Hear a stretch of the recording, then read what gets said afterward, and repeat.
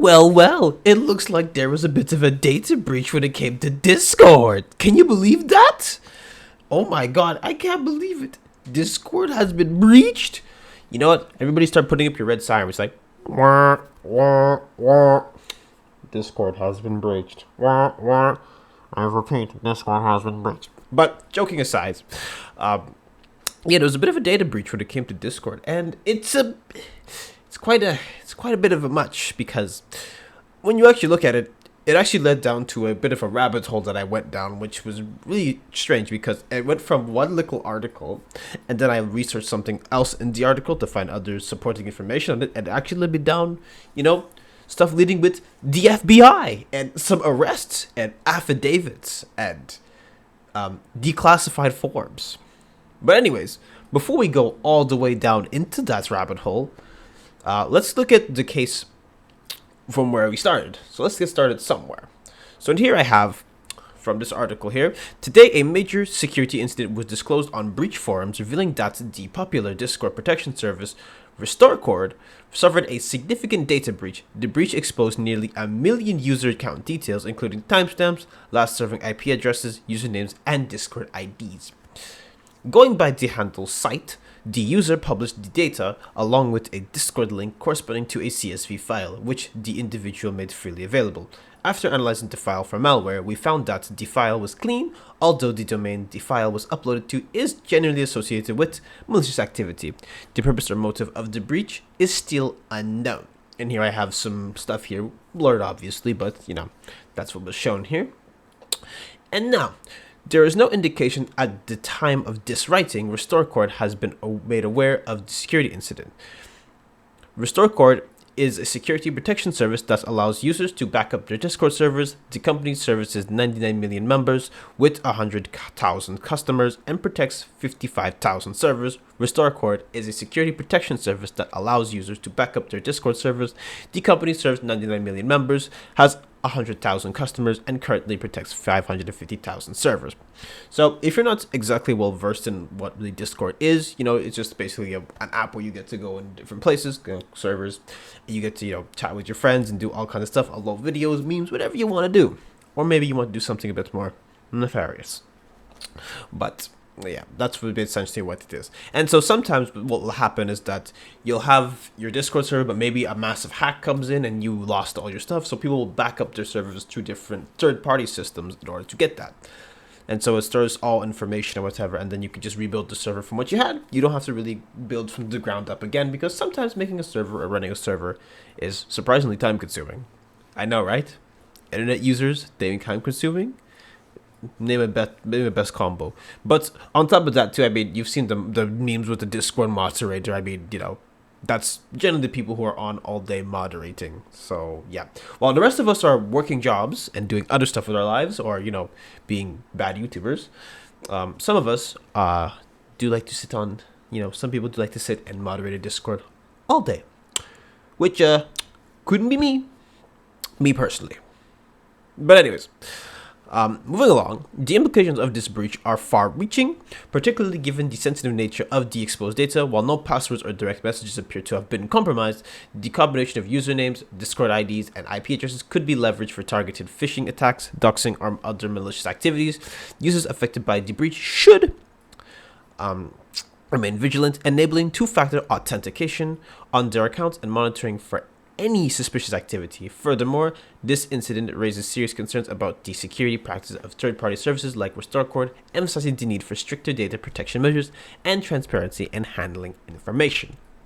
So, quite a bit of a mouthful, but from what we're understanding is that, we have a bit of a data breach going on, and people's IDs or people's information was getting taken.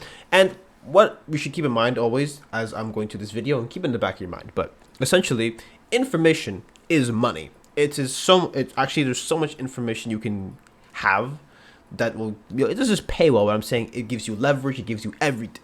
So the fact that this breach even happened in the first place tells us that perhaps this could have been a test run for something a bit more insane.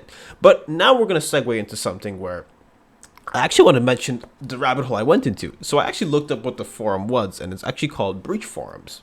and of course it was previously mentioned, but I was actually curious about what it was. So naturally, I took a look at their website, and as you can see clearly here, you have to make an account. And for the record, I do not trust a single hacker forum with any information of mine.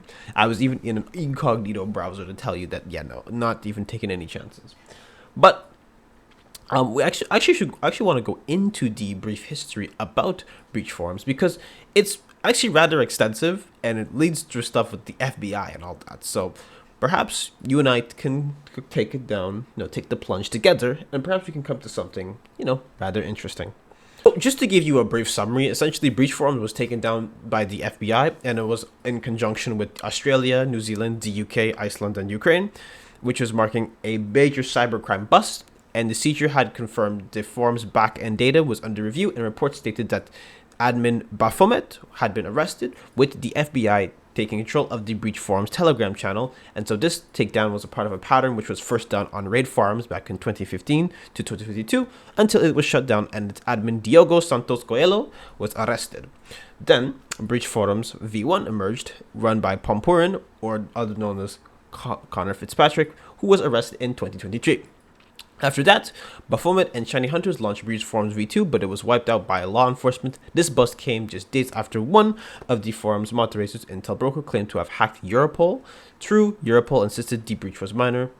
One thing was clear. Every time a cybercrime marketplace got shut down, another one popped up to take its place. So essentially, as I've previously showed you, this site is actually still up. So even though the FBI can be rather aggressive when it comes to these cases, sometimes not. Sometimes when it comes to cyber websites or stuff like this, they just keep coming back over and over and over and over and over again. And mind you, when it comes to cybersecurity, it's essentially an endless race between hacker and cybersecurity. So every time a new measure is in place, a hacker is going to find a new way to get around it. And that's why sometimes in some firms, you'll actually find that people will pay people to breach their systems to find any forms of cracks in their encryption and all that. So you can actually make, do some money if you're into that sort of stuff, hacking, ethical hacking, as we would call it. But now, about Mr. Fitzpatrick, who is the founder of BreachForums, the FBI has rather extensive data on this man. Speaking of data, so let's take a look at the FBI's official report now and see what they were saying about, BreachForums marketplace and what kind of data was stolen. FBI disrupts BreachForums marketplace for hacked and stolen data. The founder of BreachForums made his initial appearance today in the Eastern District of Virginia on a criminal charge related to his alleged creation and administration of a major hacker forum and marketplace for cybercriminals that claim to have more than 340,000 members as of last week. In parallel with his arrest on March 15th, the FBI and Department of Health and Human Services Officer of Inspector General have conducted a disruption operation that caused BreachForums to go offline. According to court documents unsealed today, Connor Brian Fitzpatrick, 20, of Peekskill, New York, allegedly operated BreachForums as a marketplace for cybercriminals to buy, sell, and trade hacked or stolen data and other contraband since March 2022. Among the stolen items commonly sold on the platform were bank information, social security numbers, other personal identifying information, means of identification, hacking tools, and breach databases, services for getting unauthorized access to victim systems, and account login information for compromised online accounts with service providers and merchants. Fitzpatrick alleged victims have included millions of U.S. citizens and hundreds of U.S. and foreign companies, organizations, and government agencies. Some of the stolen datasets contained the sensitive information of customers at telecommunication and social media, investment, healthcare services, and internet service providers. For instance, on January 4th, a BreachForums user posted the names and contact information for approximately 200 million users of a major US-based social networking site. Further, on December 18, 2022, another BreachForums user posted details of approximately 870,760 members of InfraGard, a partnership between the FBI and private sector companies focused on the protection of critical infrastructure. So, as we can see here, from what the FBI was saying, it looks like there was quite a bit of information being tossed around, and stuff coming from official government agencies means that they had to have stepped in. And just to give you an idea of how hard it is to get government secrets, go into your local government job, just take a look and look at that, and look at like the level of clearance that you have to get. So some need like level 1, level 2, level 3, level 4, and that's just to get a tiny fraction of what's going on. Now, of course, government secrets, of course, are never going to be spilled out into the open because you don't want to spill out. That's why there's so much background checking and so much security clearance. And so imagine you have to do all that, but then some hacker just comes in and just takes all that. It's pretty crazy. Of course, and I'm not saying like nuclear test missiles were taken in this attack, but I'm saying just information in general, even like banking stuff, you could do a lot with someone's banking information. That's why banks, especially now, have so many different safeguards in order to protect from fraud. You can lock your account, you can freeze it. Sometimes you're the victim and the bank is treating you like you did your own fraud. So it's quite a lot. But anyways, so that's really what we have here. And I actually want to show you guys a video of the arrest that actually happened, because it's pretty interesting all around. I believe that you guys would like it. So why don't we take a look? Let me see your hands. Come out to me now. Walk out to me. Right here. Step out of the house, please. Pardon? Step out, please. Okay. Is there anyone else in the house? Nope. Step out here for a minute. Okay. FBI, anybody else in the house? Nobody else. FBI, anyone else in the house? So as you had seen there, it's basically just standard procedure, The guy shows up, is anybody home? Then FBI just pulls up on him. Well, of course, bro was undercover, but you get the point. And so now I actually want to pull out a document. Yes, an official document from the previous article that we looked at from the FBI. It actually basically summarizes what was going on in here. But I actually want to go over this again to really reiterate what really happened. So we're just using this document to furthermore understand what's going on here. And so now that we went from here, introduction. Connor Brian Fitzpatrick is a 20-year-old citizen of the United States who resides in Peekskill, New York, from at least in or around March 2022. Through the present, Fitzpatrick has facilitated the unauthorized purchasing and selling of stolen identification documents, unauthorized access devices, unauthorized access to victim computer systems, and login credentials through his operation of a data breach website named BreachForums. Fitzpatrick's victims have included millions of U.S. citizens, as well as a U.S. company providing healthcare services, a U.S. company providing internet and hosting security services, and a U.S.-based investment company, among others. So, probable cause. Since in or around March 2022, the FBI, the U.S. Secret Service, and the U.S. Department of Health and Human Services Officer of Inspector General, collectively the U.S. authorities, have investigated an administrator and certain members of a data breach named BreachForums that operates as a popular marketplace for cyber criminals to buy, sell, and trade hacked or stolen data and other contraband, including stolen devices, means of identification, hacking tools, breach databases, and other services for gaining unauthorized access to victim systems, among other things. BreachForums enables its members to post solicitations concerning the sale of hacked or stolen data, exchanged direct private messages with prospect buyers and sellers, buy access to certain hacked or stolen data that the platform itself controls and distributes, and arrange other services related to the illicit transfer of stolen data and contraband. So, yeah, quite a bit. And so I'm actually going to skip a little bit ahead to showing that, talking about how BreachForums replace raid forums, because we talked about it briefly, but it's basically, buying and selling information. This is just what came after raid forums. So I actually want to jump to this part of the article where it says here, or the PDF. It says here, BreachForums replaces raid forums. After raid forums disruption, the FBI observed that a new website accessible at the domain breach.co named Breached had been launched in or around March 2022. The website closely resembled raid forums and appeared to also support the buying and selling of hacked or stolen data.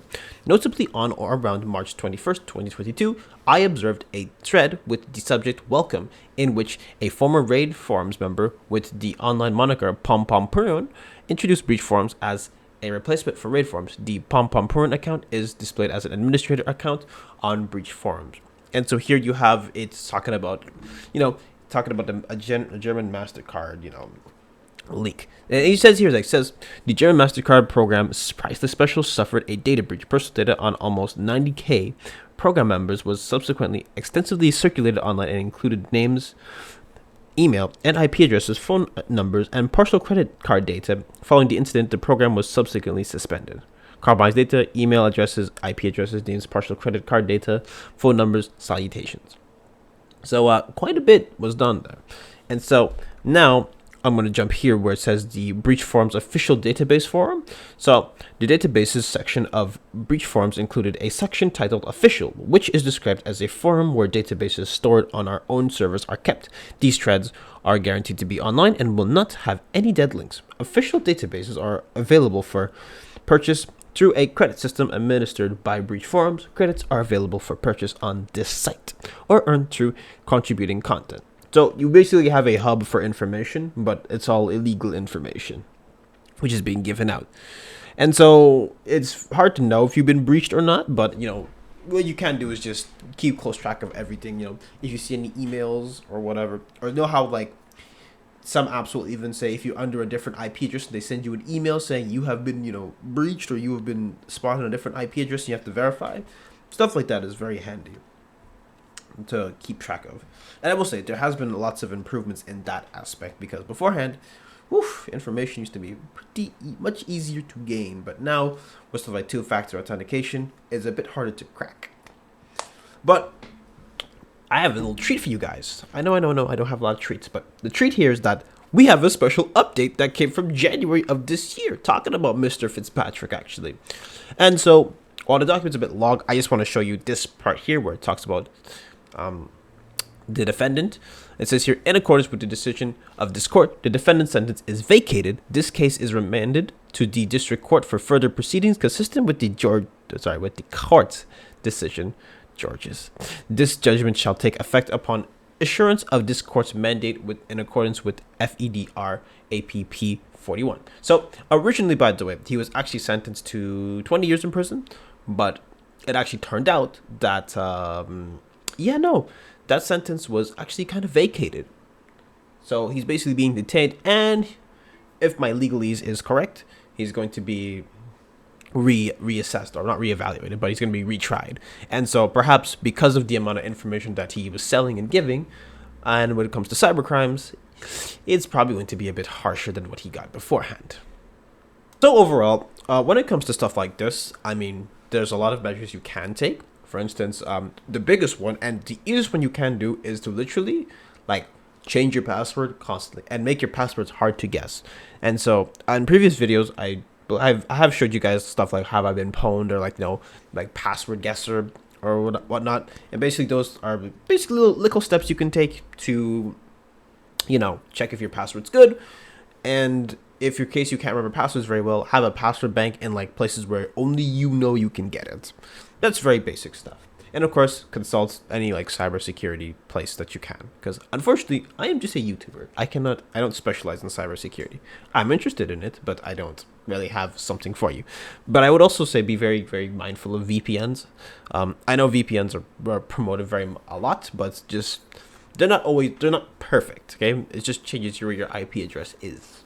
In the long story short, so be mindful of that. But anyways, the point is that when it comes to these hacker forums, just be mindful. But also remember this too: you only see about maybe I don't even know if this is even a number, but maybe see about 10% of the internet. The other 90%, whatever the numbers actually is in other places where you can't reach. So yeah, you have places like the deep web, which honestly we should look into the deep web one of these days. But I'm getting off track here. But you have the places with the deep web where you can literally sell all kinds of stuff, literally unrestricted access to a lot of different things. So with that in mind, just be very careful when it comes to your passwords and stuff. That's really the best step you can take. And then install proper antivirus stuff, but make sure you vet it out too. Don't just buy willy-nilly. Make sure you get some quality products. But yeah, quite a rabbit hole. We literally went from Discord data breach to all the way to FBI affidavits. But anyways, if you enjoyed this kind of deep diving content, make sure you like, comment, and subscribe, and follow my social down in the description below, because you guys are really why the content gets made in the first place. But anyways, that's enough out of me today. So yeah, see ya.